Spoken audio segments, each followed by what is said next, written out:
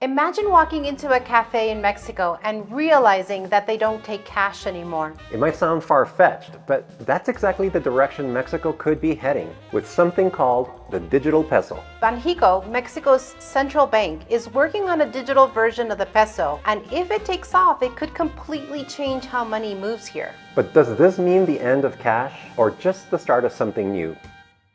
So what exactly is the digital peso? It's not crypto, it's not Bitcoin, it's Mexico's own central bank digital currency, or peso digital, as it's being called here in Mexico. And it's being developed by Banxico, the Bank of Mexico. Think of it as the same peso you already use, but in a fully digital form issued and guaranteed by the government, not by a private company or bank. In simple terms, the same peso just upgraded for a digital world. You could use it on your phone for person-to-person payments, online purchases, or even paying bills instantly. And unlike crypto, its value doesn't swing up or down. One digital peso will always equal one regular peso. The goal isn't to replace money overnight. At least that's what Banxico is saying, but to make transactions faster, cheaper, and safer, especially for people who don't have easy access to traditional banking. So why is Mexico creating a digital peso in the first place? According to Banxico, the main goal is to make Mexico's financial system more modern and more inclusive, especially for people who don't have bank accounts. And that's a lot of people. Half of adults in Mexico still operate mostly in cash. According to Banxico, for them, a digital currency could mean access to electronic payments without needing a traditional bank. It's also about speed and cost. Sending money within Mexico can still be slow or expensive, especially for small businesses or people living in rural areas. The digital peso could make transfers instant and nearly free. Banxico also wants Mexico to stay competitive globally. Other countries are already testing their own central bank digital currencies, from China's digital yuan to Europe's digital euro. Mexico doesn't want to fall behind. So on paper, it sounds like a good idea. Faster payments, broader access, and modernized systems that work for everyone. But like most big changes, the real question isn't if it happens, it's how it's going to work in everyday life. Before we go any further, if you're new here, we're Antonieta and Francisco from ANF Beyond, and we've been living in Mexico since 2008. We run Antigua Capilla Boutique Bed and Breakfast right here in San Miguel de Allende, and we've helped hundreds of people explore what life in Mexico is really like, long before topics like the digital peso even existed. So if you're thinking about visiting or just want to experience San Miguel for yourself, check out the link in the description or scan the QR code on your screen. We'd love to host you. So when is all of this supposed to happen? The first official announcement came back in 2021, when Banxico said the digital peso could be ready by 2024. But as with many big government tech projects, things are taking longer than expected. By 2023, Banxico admitted the project was still in development, focusing on legal framework, infrastructure, and technology. Now, in 2025, they're still not giving an exact launch date, but what they have confirmed is that they're working in phases. First testing the system privately, then eventually expanding it to the public. So even though you might see headlines saying, the digital peso is coming, don't expect to wake up one morning and find cash completely gone. It's more likely we'll see small pilot programs maybe in select regions or government payments first, and a gradual rollout from there. In other words, the digital peso is on its way, just not at full speed yet. Maybe you're ready to start your residency process, compare cities, or figure out what daily life here actually cost. We also offer one-on-one consultation calls. These are personalized sessions where we answer your questions directly and help you build a clear strategy for your move abroad. You can book a session through the link below or scan this QR code on the screen.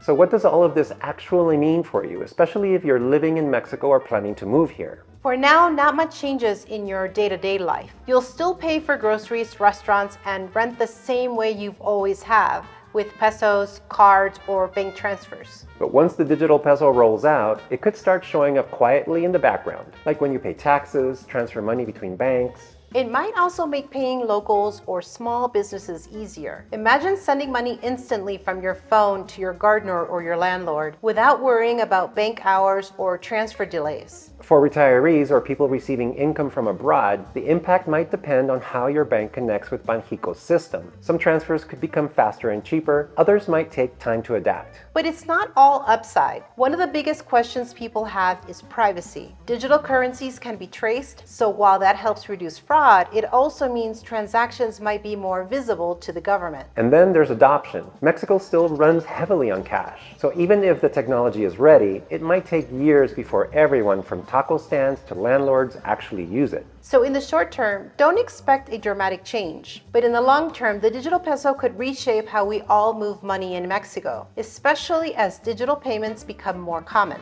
And if watching our videos has you curious about what living in Mexico is really like, beyond the headlines and social media clips, we'd love for you to join us in person. We'll be hosting an immersive experience here in San Miguel de Allende called Move to Mexico Discovery Week. It's a full week of learning, exploring, and connecting with local professionals, everything from immigration and healthcare to real estate and day-to-day living. You'll stay with us at Antigua Capilla Boutique Bed and Breakfast, enjoy guided neighborhood tours, visit nearby cities, and get insider access to experts who can help you make your move with confidence. At the time of this recording, we're down to our last 4 spots. You can find all the details, including dates and pricing, in the link below or by scanning the QR code on your screen. If you've been thinking seriously about moving to Mexico, this week could be your perfect starting point. All right, let's make this real. Imagine you're renting a home in Mexico and your landlord finally accepts digital payments. With the digital peso, you could transfer rent from your phone in seconds. No cash runs, no bank delays. Or say you hire a gardener or a housekeeper. Instead of withdrawing pesos every week, you could send payments instantly, like sending a text or a message. It could also help small business owners. If you run a small shop, you might be able to receive payments directly from a customer's phone without paying card fees or waiting for deposits to clear. And for people sending money from abroad, this could eventually make remittances faster and cheaper once international banks and payment apps connect to Banxico's new system. But we're not there yet. Those connections take time. Different banks, apps, and systems will need to update before all this convenience becomes reality. So for now, it's more about what's coming than what's changing. But when it does arrive, the goal is to make everyday transactions smoother, especially for people living, working, or retiring in Mexico. And while Mexico is still in the early stages, some countries have already taken big steps towards their own digital currencies, and we can learn a lot from them. China's one example. They've been testing their digital yuan for a few years now, and it's already being used in dozens of cities. Millions of people use it for everyday things like groceries and public transportation. On paper, it is one of the most advanced digital currency rollouts in the world, with transaction volumes in the hundreds of billions of dollars. But even there, cash hasn't gone away, and not everyone's eager to switch. Adoption has been slower than expected, and privacy concerns are still a big issue. It's proof that even when the technology works, public trust takes time, and that's something Mexico will have to navigate too, especially in a country where cash is still such a big part of daily life. And China is not the only country experimenting with this. Brazil has been working on its own version too, and it's a really interesting comparison for Mexico. You might have heard about Pix. It's Brazil's instant payment system, and it's been incredibly successful. People use it everywhere for small shops, taxis, utilities, you name it. But here's the key thing. Pix is not Brazil's digital currency. It's just a fast, free digital payment tool. Think of it like Mexico's Pay or Codi, just faster and much more widely adopted. Brazil's actual digital currency project is called DREX, and it's still in pilot testing. And here's where it gets interesting. Because Pix already works so well, a lot of people are asking, why do we even need a digital currency? That's a huge lesson for Mexico. We already have relatively fast bank transfers here. So the digital peso isn't about speed, it's about creating a new form of money. And like Brazil, Mexico will need to consider whether people actually see a benefit, or if they will feel like this is change for the government's benefit and not theirs. That's why trust matters. Technology can work, but adoption depends on whether people believe in it and whether it improves their lives in a visible way. Sounds great in theory, but of course, there are real concerns. Absolutely. Let's walk through some of the biggest ripple effects of the digital peso and what other countries have already experienced. First up, privacy and surveillance. A central bank-issued digital currency means every transaction could be tracked in real time. While that helps to reduce fraud, it also raises questions about how much of your spending remains private. Then there's the impact on commercial banks. If people move their money into digital pesos instead of keeping it in bank accounts, it could weaken the bank's ability to lend and operate normally. Some economists say that's a real risk central banks will have to manage carefully. And we're already seeing pushback in other countries. The Bank of Thailand tested a retail digital currency. Technically it worked, but after the trial they decided not to launch it nationwide, saying that the benefits did not outweigh the costs. In other countries, several digital currency pilot programs, from Nigeria to the Bahamas, have seen low public adoption. A recent study even concluded that so far, central bank digital currencies have failed to gain traction in most countries. Even the US Federal Reserve is moving slowly on this. Lawmakers have raised privacy concerns and questioned whether a digital dollar would do more harm than good when current systems already work. But there's another factor unique to Mexico, and it's a big one: the informal economy. Did you know that more than half of Mexico's workforce, roughly 54%, works outside of the formal system, according to BBVA research? That's over 32 million people earning income in cash, often without contracts or tax reporting. The informal sector alone represents about a quarter of Mexico's GDP. Those workers, street vendors, construction crews, domestic workers, small shop owners, rely almost entirely on cash. They don't file taxes, and many don't even have a bank account. So a government-issued traceable digital currency? That's a tough sell. It means less privacy, potential tax exposure, and more oversight. All the things that make cash attractive to this group. It means people would have to actually pay their taxes. Yep.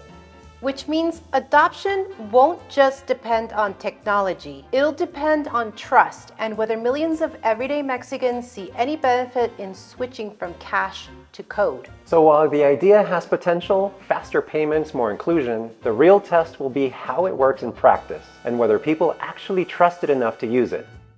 So what can you actually do right now to prepare for the digital peso? Not much, really. First, keep calm. This is still in development, and Mexico moves slowly with major financial reforms. You'll have plenty of time to adapt. If it even happens. If it even happens.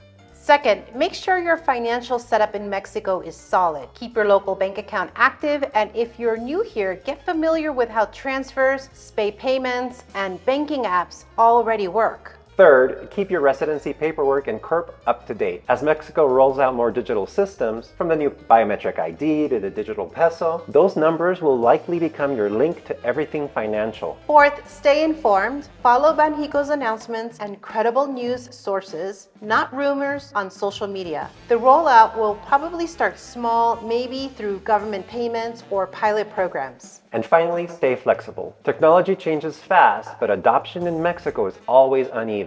If it happens, expect some growing pains, and don't be surprised if cash stays king for years to come. The bottom line, you don't need to change anything today. Just keep your eyes open, stay informed, and be ready to adapt when the time comes. And if you haven't seen it yet, we did a full video about Mexico's upcoming digital ID. That one ties in perfectly with today's topic. We'll link it right here on your screen. It explains how the new biometric ID will connect to everything from banking to government systems. Thanks for watching. See you over there. Bye, everybody. Ciao.